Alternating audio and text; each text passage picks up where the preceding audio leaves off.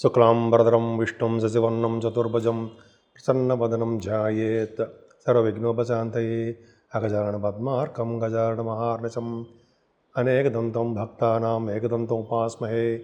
ఓం గం గణపతయే నమః. ఓం శ్రీ మాత్రే నమః. ఓం శ్రీ గురుభ్యో నమః. మా ఆది ఆస్ట్రాలజీని చూస్తున్నటువంటి మీ అందరికీ, అలాగే విదేశాల్లో కూడా నివసిస్తూ నన్ను ఎంతగానో ప్రోత్సహిస్తూ నాకు ఫోన్ చేస్తూ ఉన్నటువంటి మీ అందరికీ పేరు పేరున నా హృదయపూర్వక నమస్కారాలు. మీరు మీ జాతకాలు తెలుసుకోవాలనుకుంటే మా ఆది ఆస్ట్రాలజీని సంప్రదించవచ్చు. ఈ నెంబర్ ఫోన్ చేస్తే నేను లిఫ్ట్ చేస్తాను, నేనే మీకు సమాధానం చెప్తూ ఉంటా. అంతేకాకుండా మీ జాతకాలు చెప్పించుకోవాలనుకుంటే date of birth, time of birth, place of birth ఈ మూడు ఉండాలండి. ఉంటే మనం జాతకాలు చెప్పచ్చు. ముహూర్తాలు కూడా పొడుగు పెడుతూ ఉంటాం. పొడుగు ముహూర్తాలు, పెళ్లి ముహూర్తాలు అన్నీ కూడా మన ఆది ఆస్ట్రాలజీని చేస్తూ ఉంటాను నేనే. మీకు నేను చెప్పిన ఈ వీడియోస్ నచ్చితే షేర్ చేయండి, మీ ఫ్రెండ్స్కి సబ్స్క్రైబ్ చేయండి, అలాగే నన్ను ఆశీర్వదించండి. ఇప్పుడు మనం ఏప్రిల్ నెల 1 తారీఖు నుంచి 30వ తారీఖు వరకు కూడా 12 రాశుల వాళ్ళకి ఎలా ఉండబోతోందో తెలుసుకుందాం. సింహరాశి వారికి ఈ వారం మొత్తం కూడా, ఈ నెల మొత్తం కూడా చాలా బాగుంది. ముఖ్యంగా ద్వితీయ భావంలో కేతువుకి గురుదృష్టి ఉండడం వల్ల ఫైనాన్షియల్గాను కుటుంబ పరంగాను ఏమాత్రం ఇబ్బంది పడరు. మీకు రావాల్సినటువంటి డబ్బులు సకాలంలో మీ చేతికి అంది తీరుతాయి. అలాగే మీకు రావాల్సినటువంటి ధనయోగం బ్రహ్మాండంగా ఉంది. కుటుంబ వృద్ధి కలుగుతూ ఉంటుందన్న సందేహం లేదు. ముఖ వర్చస్సు, అలాగే కంఠధ్వని, కంటి చూపు అన్నీ చాలా బాగుంటాయండి. మీకు మాట నేర్పడతనం ఎక్కువ. అలాగే చదువులో కూడా బాగా రాణిస్తారు. దగ్గర ప్రాంత ప్రయాణాలు మీరు చేయడానికే అవకాశాలు ఎక్కువ ఉన్నాయి. ఈ నెల మొత్తం కూడా తల్లిగారి యొక్క ప్రేమ, తల్లిగారి యొక్క ఆదరణ సంపూర్ణంగా మీ మీద ఉన్నాయి. వ్యవసాయదారులకి పంటలో బాగా లాభాలు రావడానికి అవకాశం ఉంది. ఏమాత్రం నష్టపోరు. గురు ప్రభావం వలన మీరు చదువులోను, అలాగే వాహనాలు కొనుగోలు చేయడంలోనూ, ఆభరణాలు, సంగీతము ఇవన్నీ కూడా సింహరాశి వారికి వచ్చి తీరతాయి. అంతేకాకుండా సింహరాశి వారికి పంచమ స్థానాన్ని కుజుడు చూడడం వలన, కుజుడు దృష్టి ఉండడం వలన సంతాన యోగం బ్రహ్మాండంగా ఉంటుంది. ఎక్కువగా సాహిత్య రంగం, నృత్య కళాకారులకి వీళ్ళకి చాలా అద్భుతంగా రాణించడానికి అవకాశాలు ఉన్నాయి. సినిమా రంగం, కళారంగం బాగా డెవలప్మెంట్స్ ఉంటాయండి.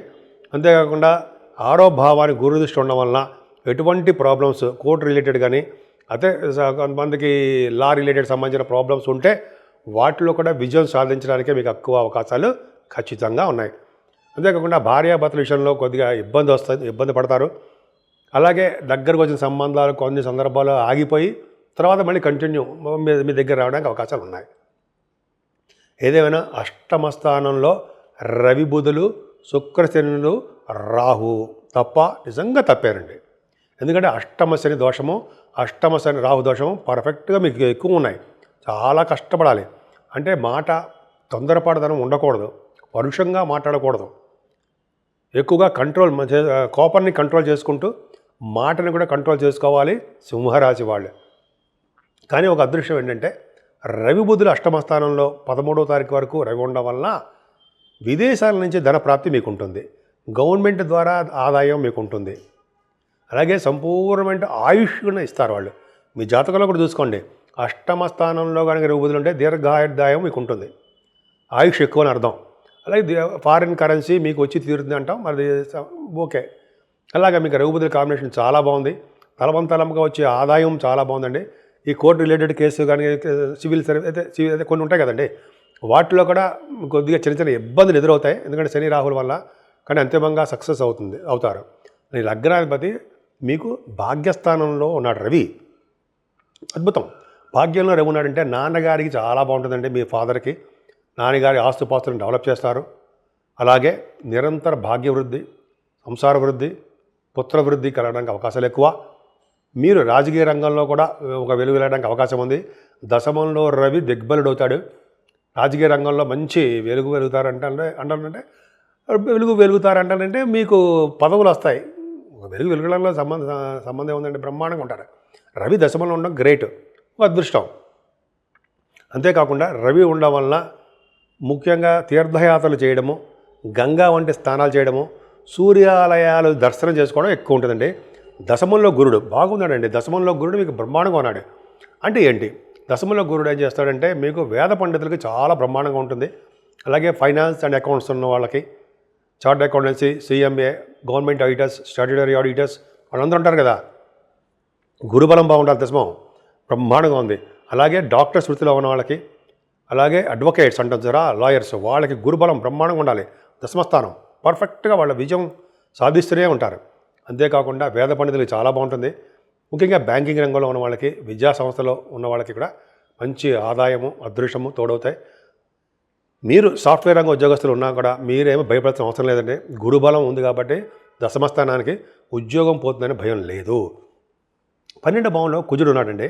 కుజుడు 3వ తారీఖు నుంచి నీచ స్థితిలోకి వచ్చేస్తున్నాడు. అంటే బలం లేకుండా అయిపోతాడు.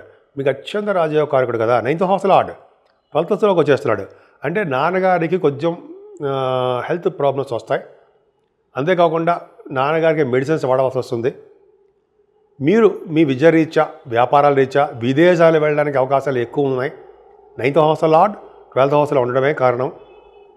అంతేకాకుండా కుజ ప్రభావం వలన రియల్ ఎస్టేట్ రంగంలో ఉన్న వాళ్ళకి కూడా కొద్దిగా ఇబ్బంది పడవలసి వస్తుంది. వాళ్ళ భూములు అమ్ముడుపోవు, కొద్దిగా నష్టాలు రావడానికి అవకాశాలు ఉన్నాయి.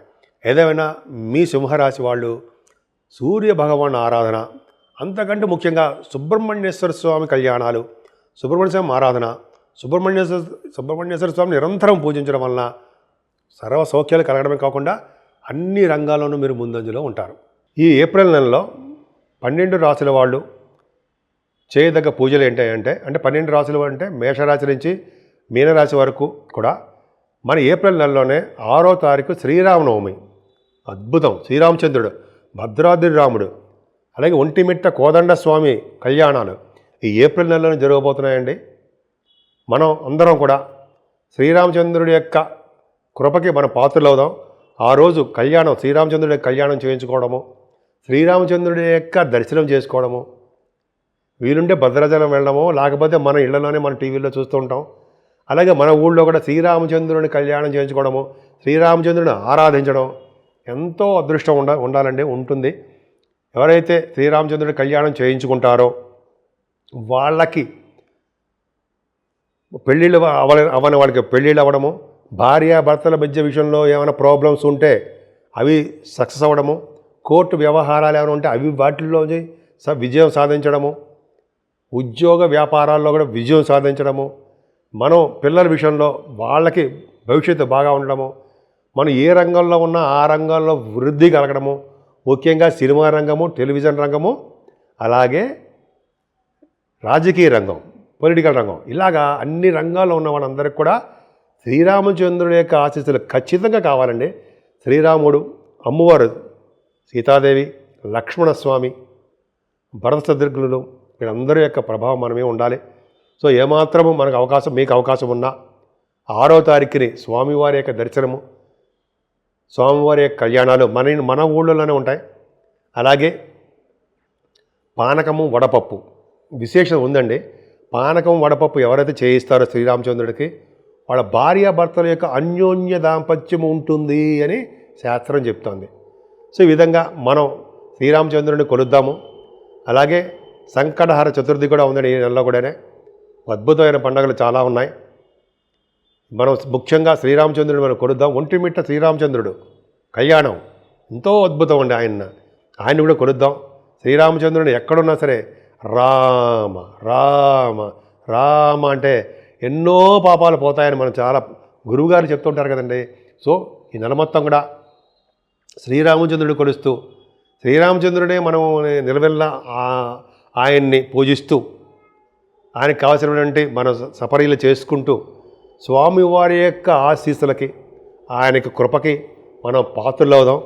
మీ అందరికీ కూడా ఈ చూస్తున్న మీ టీవీ మన టీవీ అంటే మన ఆది అస్సాలు చూస్తున్నటువంటి మీ అందరికీ కూడా ఈ నెల మొత్తం కూడా శుభాలు చేకూరాలని, విదేశాల్లో ఉన్న వాళ్ళకు కూడా మంచి జరగాలని, ముఖ్యంగా మీ ఉద్యోగ భద్రత ఉండాలని, సాఫ్ట్వేర్ రంగ ఉద్యోగస్తులు కానీ ఏ రంగంలో ఉన్నా సరే వాళ్ళకి, అలాగే వ్యాపారస్తులకి చాలా బాగుండాలని, దినదిన ప్రవర్ధమానం అవుతూ ఉండాలని, సినిమా రంగంలోనూ టెలివిజన్ రంగంలో ఉన్న వాళ్ళందరూ కూడా ఎప్పుడూ ఆనందంగా ఉండాలని, ప్రజాసేవ చేసుకుని పునీతులు అవ్వాలని, అలాగే శ్రీరామచంద్రుడిని మనం నిలువెల్లా కొలుస్తూ రాముల వారికి అలాగే శ్రీరామచంద్రుల వారికి ఆయన కొలుస్తూ మనం మర్చిపోకుండా ఉండవలసిన దేవుడు ఆంజనేయ స్వామి. ఆంజనేయ స్వామిని నిరంతరం పూజించడం వలన శ్రీరామచంద్రుడి యొక్క కరుణా కటాక్షాలు మనకు కలగాలంటే ఆంజనేయ స్వామిని పట్టుకోవాలంటారు.